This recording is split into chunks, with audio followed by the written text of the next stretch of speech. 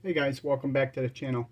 A couple people have asked me how I did my weathering technique when I mentioned that I use Elmer's glue. So I'm going to show you how I do it. Okay, your mileage may vary how you get your patina look, but this is how I've done it in the past and I've had success. The first thing you want to do is you want to have a clean body and you want to lay down a couple coats of red primer. I'm using the nose of the Mack truck. Apparently I lost the other part of the cab. I don't know where it went. So I'm just going to use this to demonstrate how I do it. I use Elmer's glue. I'm sure you could use Mod Podge if you wanted to, or any other type of white glue.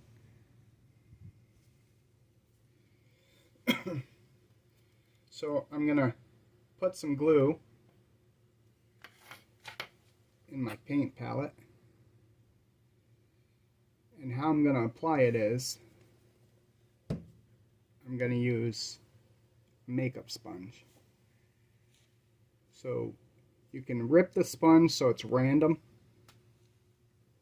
dappled, and basically how I do it is I take this, oh, a little much, get up there, I take it and I just dapple it where I want the rust to go. Alright? And you'll notice it's going to naturally be heavy in some spots, lighter in other spots.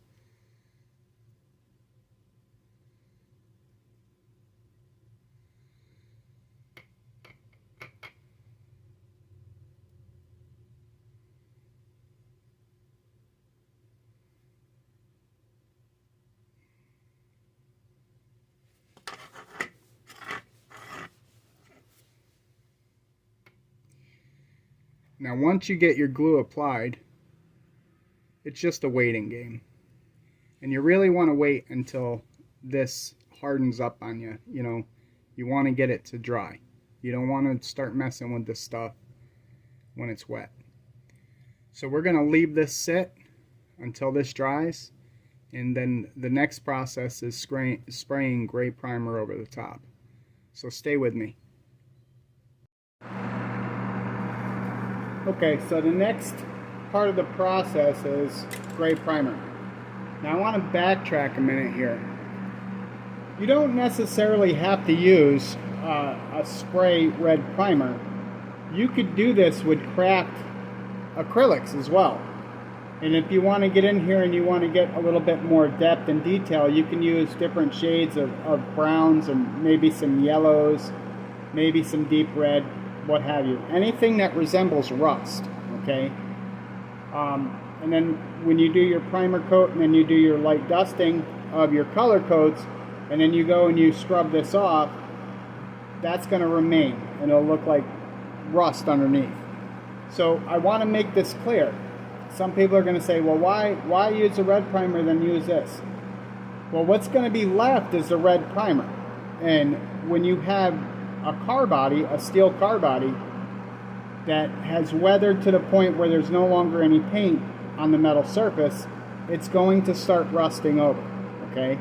So this isn't a primer per se. We're actually duplicating rust. This is the primer. So if you saw my truck on Way Back Wednesday, you'll see it has a gray primer, it has a red primer. The red primer replicates the rust on it, okay? The gray primer replicates the primer used at the factory or, you know, at the body shop. So let's go ahead with this. Now normally I'd wear a mask when I'm painting, but you guys wouldn't be able to hear a darn thing I'd say. So these are the primers that I use. I have decent results with them. I do wear gloves. Try not to get it on anything you care about, like my watch. It's actually a Fitbit. So prime as you normally would.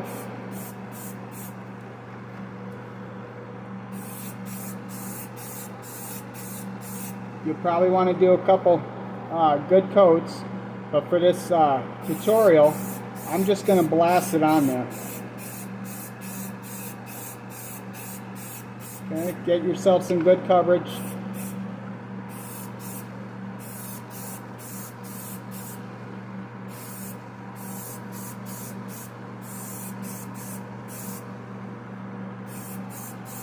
Alright, now you just wait on this step. You wait for the primer to dry, which it shouldn't take very long.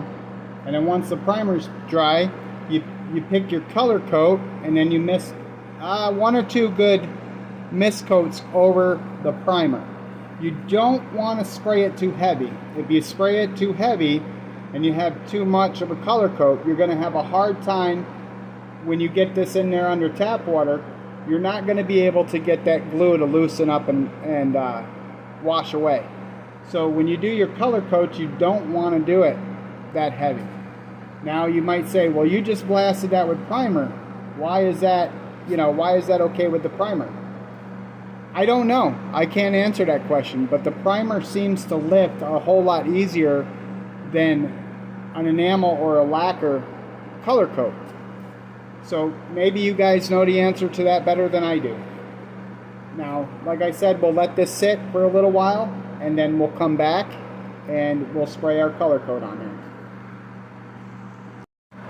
Okay guys, primer is dry, and for the sake of this tutorial, I'm going to use a light color, and I'm going to use the Tamiya TS7 Racing White. This technique works pretty good on all colors, but it works especially well on lighter colors.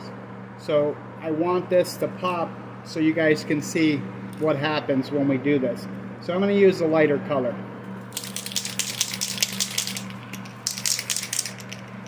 All right. It'll also dry faster.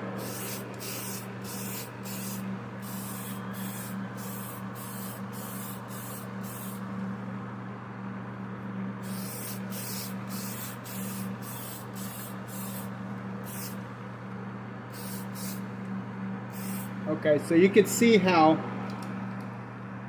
I'm really not laying it down too thick, right? You could still see that primer through that base coat. And that's kind of what you want. You don't want it so thick that you got a nice pristine paint job. So we're going to give this another light misting over top of this, and then we're going to let it dry.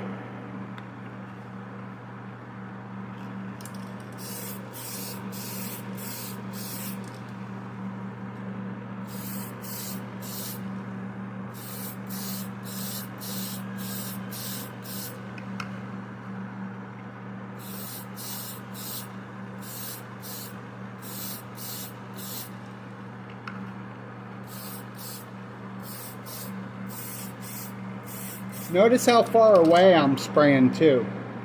You don't want to get up to your normal, spray here, because then you're going to lay a lot more paint down and it'll be a lot more thick. A lot thicker. Pardon my English. I don't speak very well sometimes. So we're going to let this sit and we're going to let it dry, and then we will come back to it. Alright guys, so the next step is going to be to scrub it with a stiffer brush. Sometimes you can get away with a medium toothbrush, and then sometimes you need a little bit more heavy-duty brush. So let's see what it takes here. So you want the water to be warm, and you want to start getting it wet. Okay? And we'll start with the toothbrush first and see if the toothbrush starts taking it off. Concentrate on the areas where you have the glue, and as you can see, it's starting to come off.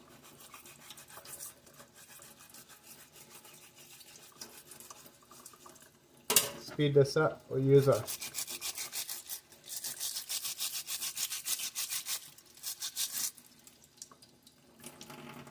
now if you notice, you'll also start affecting areas where you don't have no glue. That's okay. If you want that look, it's okay.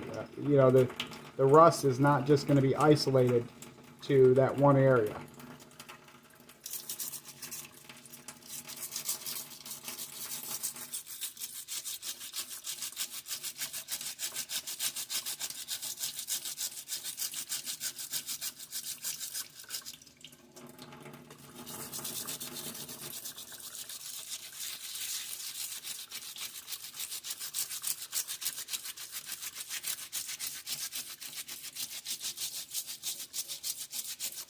Now you could also use the Elmer's glue technique in conjunction with the salting technique.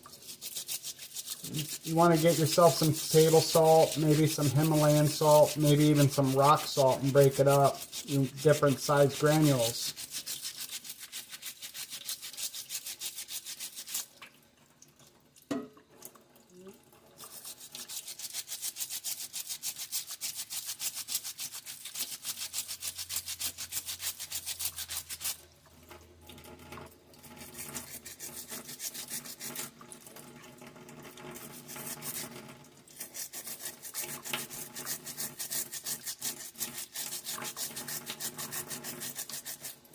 Takes a little bit of elbow grease to do it, but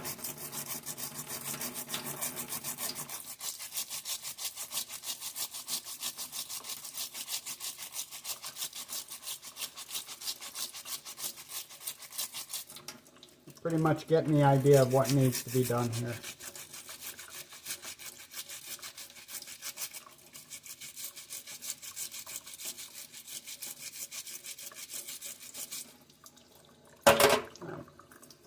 So let me finish this up and then we'll come back. Alright, so after scrubbing in the sink, this is what I've got. Okay, not too bad. Now the one thing that I did notice is you don't see the gray too well. And I guess the gray would show up a little bit better on a darker color. Alright, so to take this a little bit further, say you have a truck cab like my Chevy, where the driver and passenger may hang their arm out. Well, over time, the paint is going to wear down up there. And you may want to take a sanding pad or sandpaper and add a little bit more weathering. So basically, just take your sanding pad. And now, this is a 2400 grit. So this, you know, normally I use like 1000 or 1200 grit. And just go over it a little bit, you know. And add it in where you think it should be. You know, body lines, sometimes the paint wears away from them.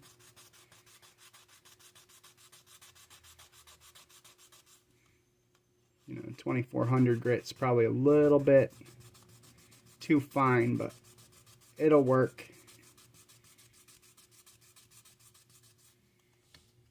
You know, it's doing what it needs to.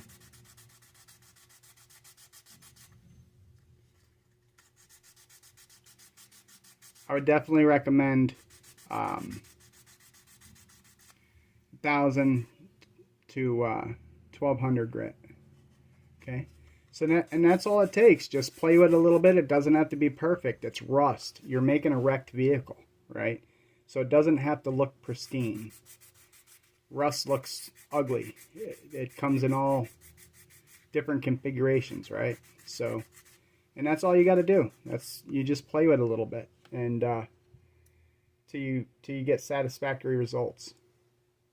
And that's all there is to it, guys. It's not very hard. It just takes a little bit of time. Well, guys, I appreciate you watching this tutorial. And like I said, there's a whole mess of different techniques for weathering and rusting a model car. And the one thing that I will suggest is pay attention to what is metal and what is plastic. Like on this Mack, if I remember correctly, the nose on a Mack truck is fiberglass. Okay, Tim Brown might be able to correct me on this. He would know better. So when you're doing your weathering, pay attention to what is metal and what is plastic or what's fiberglass. I see some people that they do weathering and they weather the grills. Now yes, grills get weathered, but most grills are made of chromed plastic. They're not going to rust per se. They're going to corrode, they're going to get pitted and stuff like that, but they're typically not going to rust like the rest of the body does. Okay, and just pay attention to where you're doing your rusting techniques. Now, obviously, if you want to do like I did on the truck and you want to rust out wheel wells and stuff like that, I've seen guys take a hot pin and push it through. I just took a small drill bit and I drilled it, and I drilled a bunch of little holes close to it, and then I took my X-Acto and went in there and spun it and, you know, and pried at it and everything. So that's how I did that, And then obviously I took weathering powders and other paints and got it in there to make it look have a little bit more depth and make it more rust-like. So go wild, go crazy. There's no wrong way. Just remember that. There's no wrong way. Okay? And build for yourself.